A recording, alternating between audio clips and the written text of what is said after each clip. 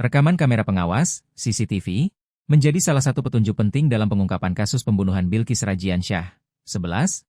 Bocah perempuan yang ditemukan tewas di rumahnya di Desa Dawung, Kecamatan Jenar, Kabupaten Sragen.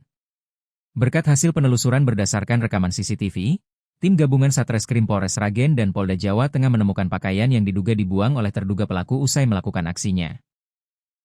Kepala Desa Dawung, Ari Sudaryanto, mengatakan informasi yang diterimanya dari aparat kepolisian menyebutkan terduga pelaku sempat dibawa petugas untuk menunjukkan lokasi pembuangan barang bukti di sekitar aliran Sungai Bengawan Solo.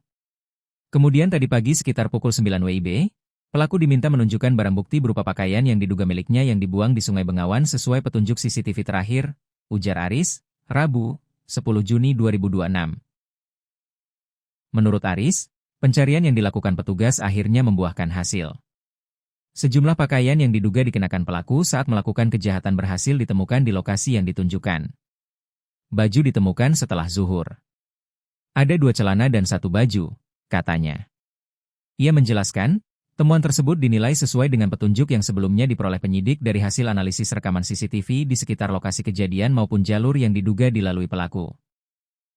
Berdasarkan CCTV, pelaku hanya sekitar 4 menit berganti baju di lokasi pembuangan tersebut, ungkap Aris. Temuan pakaian tersebut kini menjadi salah satu barang bukti penting yang akan dianalisis lebih lanjut oleh penyidik dan tim laboratorium forensik untuk memperkuat rangkaian pembuktian dalam kasus tersebut.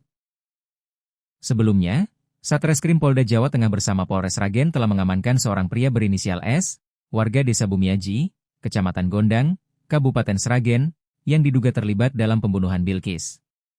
S ditangkap di rumahnya pada Selasa, 9 Juni 2026, malam. Berdasarkan informasi yang diperoleh, pelaku diduga beraksi seorang diri dan diketahui merupakan teman dari ayah korban.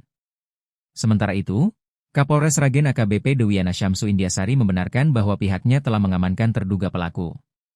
Namun, polisi masih melakukan pendalaman sehingga belum dapat menyampaikan secara rinci hasil penyidikan kepada publik. Mohon waktu ya. Ini masih pendalaman dan pengembangan di lapangan.